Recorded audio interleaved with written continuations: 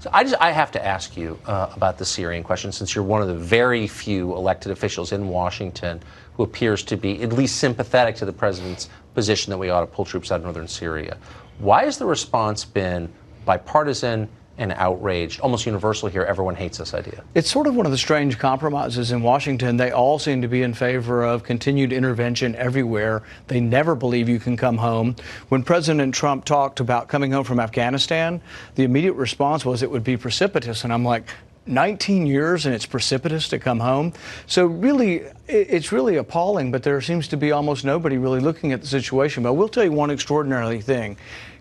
For months, I've been saying, you know what, the best chance the Syrian Kurds have is actually making an alliance with Assad to protect them against the Kurds. That's already happening. As we speak, they're beginning to have an alliance. Their best chance of having some kind of autonomous zone is being part of Syria and reassuring Turkey that they're not going to be making incursions into Turkey.